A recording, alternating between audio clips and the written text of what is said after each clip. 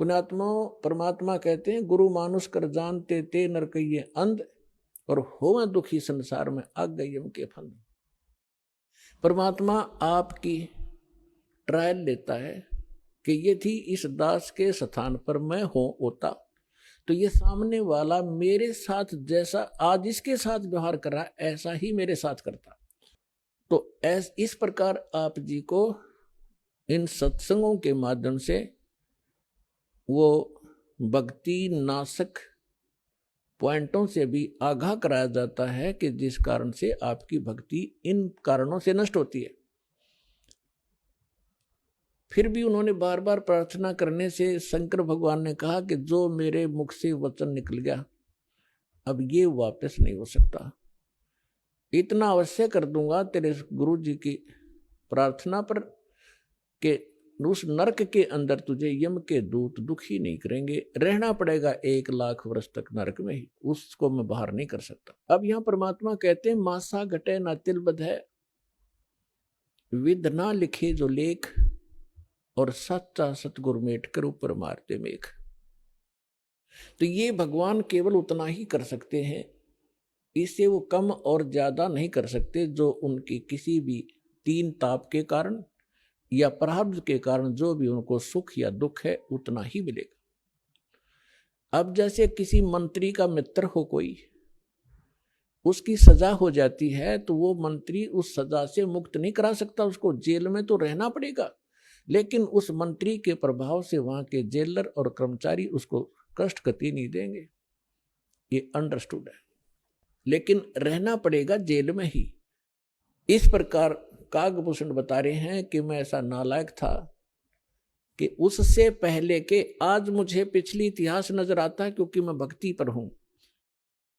मैंने असंख्य जन्म खो दिए थे, जो टर्न वाइज मुझे असंख्यों जन्म मनुष्य के मिले, लेकिन भक्ति मैंने किसी भी जन्म में बीज नहीं बोया भक्ति का, और उस जन्म में मेरा भक्ति का बीज बो गया।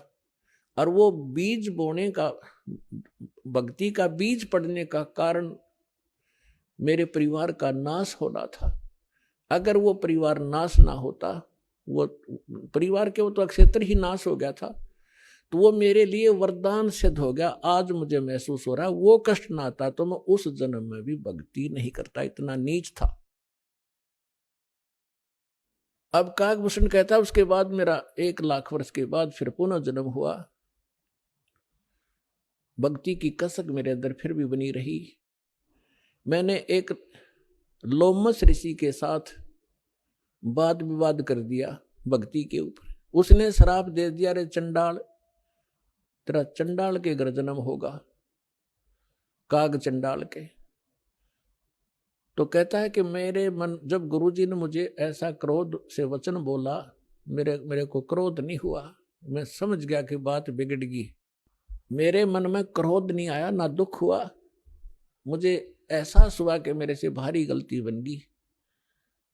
तो मैंने उनके तरफ करबद्ध होकर के हाथ जोड़ के ऐसे मायूस सा बनकर कहा कि हे ऋषि जी, जन्म तो दास को कहीं दे देना, पर एक वरदान भी दे दो कि मेरे भक्ति भूल ना पड़े। तो उसने कहा भाई ठीक है, तेरा जन्म तो होगा चंडाल का, लेकिन ये आशीर्वाद दे देता हूं कि भक्ति बनी, तेरा याद बनी रहेगी भगवान की।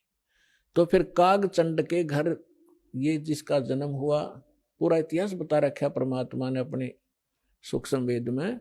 ब्रह्मा जी का वाहन है हंस, उसकी हंसनी को ब्रह्मा जी की पत्नी सावित्री उसको गर्भ धारण कराने के लिए काग चंड के घर लेगी। उनके संयोग से फिर कागभूषण का जन्म हुआ। ऊपर से मुंह काग का है, नीचे शरीर देवताओं जैसा है। फिर ये कहता है कि गरुड़ जी उसके बाद जो नेक्स्ट जन्म मेरा चंडाल के घर हुआ कागभूषण नाम से, उस जीवन में मेरे भक्ति की कसक, जबरदस्त कसक बनी रही। मैं घूम रहा था, भटक रहा था, गुरु भी बना रखे थे, ऋषियों के पास भी गया था और भक्ति भी कर रहा था। उसी दौरान मुझे एक जोगजीत नाम के महापुरुष मिले। उन्होंने मुझे सतलोक और सचखंड और बहुत आगे की जानकारी दी, और उन्होंने मुझे एक ऐसा मंत्र दे रखा है, उसका जाप करता हूं और मेरी बहुत लंबी उम्र उन्होंने बख्श दी है। तो पुण्यात्माओं, वो जोगजीत कौन थे? ये वो परमात्मा है कबीर साहब, हमारे परम पुरुष।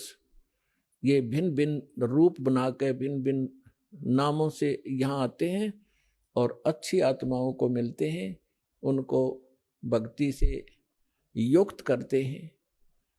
तो जो प्रसंग चल रहा था कि जैसे आप पूर्व जन्म के पुण्यकर्मी प्राणी हो, उनको मनुष्य जीवन मिला है, तो वो आज भी भक्ति की कसक आप में विद्यमान है, आप भटक रहे हो। और कुछ ऐसे व्यक्ति हैं, एक ही घर में एक तो इस ज्ञान को सुनते ही भाग लेता है और दूसरे को समझाने की चेष्टा करते हैं तो भी वो नहीं मानते हैं, विरोध करते हैं। तेने देवी देवता छोड़ दिए, तेने बैठा बैठा दिया है, देवता रुष्ट हो जाएंगे, ये हो जाएगा, नुकसान हो जाएगा, या वो भक्ति करते ही नहीं है।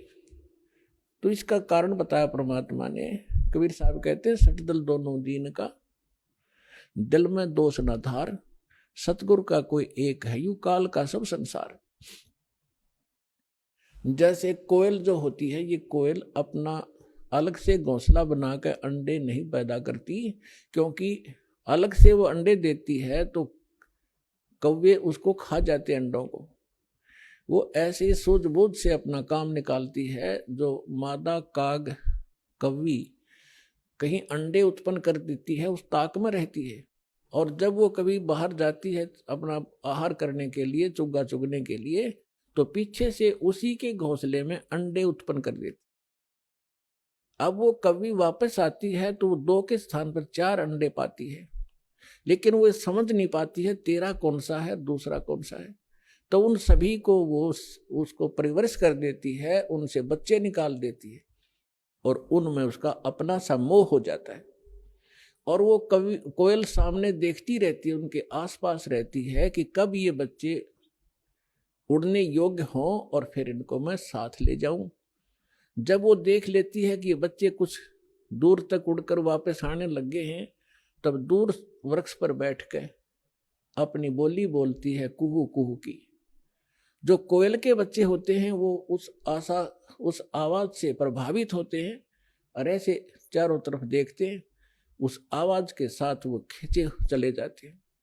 और जो काग वाले होते हैं उनका असर भी नहीं होता, वो अपने बैठे ऐसे ही, वो उड़कर चल पड़े कोयल वाले, काग वाले वहीं रह गए। अब कोयल कभी दौड़ती है, उड़ती है पीछे पीछे उनके साथ कि मेरे बच्चे गए, तो कोयल और दूर चली जाती है, कुहू कुहू करती हुई उड़ती हुई, तो बहुत दूर निकल जाती है। कभी वापस आ जाती है कि कहीं पीछे ये बच्चे तो गए सो गए, कहीं पीछे वालों को हानि ना हो जाए, उनको छोड़कर वह वापस आ जाती है। तो कोयल वाले बच्चे अपनी माँ की बोली पहचान कर उसके साथ चले जाते हैं और काग वाले वही रह जाते हैं। घर घर के अंदर आज ऐसी स्थिति हो चुकी है। जो परमात्मा के पूर्व जन्म के संस्कारी हंस हैं, परमात्मा की इस बोली को, कोयल की बोली को सुनते ही फड़क गए और भाग लिए सतलोक आश्रम की ओर। और वो भी अगर शाने नहीं हुए हैं, अभी समझन जोगे जो शेष रह रहे हैं, ये भी हो सकता है, तो वो भी अगर कोयल के होंगे तो अवश्य सतलोक आश्रम बरवाड़ा में आना पड़ेगा उनको। तो ठीक इसी प्रकार पिछले संस्कार प्रारंभ से ये सब आपका पिछले संस्कार से आपको सब वस्तु प्राप्त हो रही है, लेकिन आगे की भी तैयारी करवानी है। जैसे कागभूषण का पिछला संस्कार नहीं था, ऐसा रीजन बन गया और उसके ऊपर इतना सत्संग की बौछार होगी, ना चाहते हुए भी उसने वहां रहना था।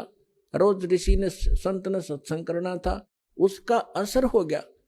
अब जैसे किसी को सर्प डस जाता है और पहले मंत्रों से यंत्र ये सब जतन हुआ करते थे, गारुड़ एक मंत्र सिद्ध कर लेता है वेद का, और उस मंत्र से फिर वो विष उतारता है।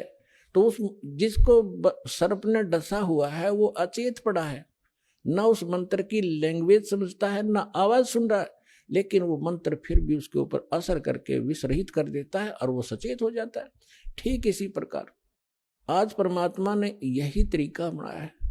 ऐसे साधन बना दिए, चिप बनवा दी, वीडियो ये DVD बनवा दी, सुबह दोपहर शाम की आरती कंपलसरी करनी पड़ेगी। अब घर के अंदर जो सदस्य नहीं भी नाम लेना चाहते, और ना सुनना चाहते हो, घर से बाहर कहाँ जाएंगे। आप अपनी आरती भी कर रहे हो, आप अपना मंत्र जाप भी कर रहे हो, आप परमात्मा की वाणी सत्संग भी चला देते हो देर सवेर, तो उनके ऊपर उस कागभूषण की तरह एक दिन असर होगा, और वो भी या राम नाम की कलम उनका भी चढ़ जाएगी एक दिन, और उनका पार होगा, क्योंकि भगवान का वचन है।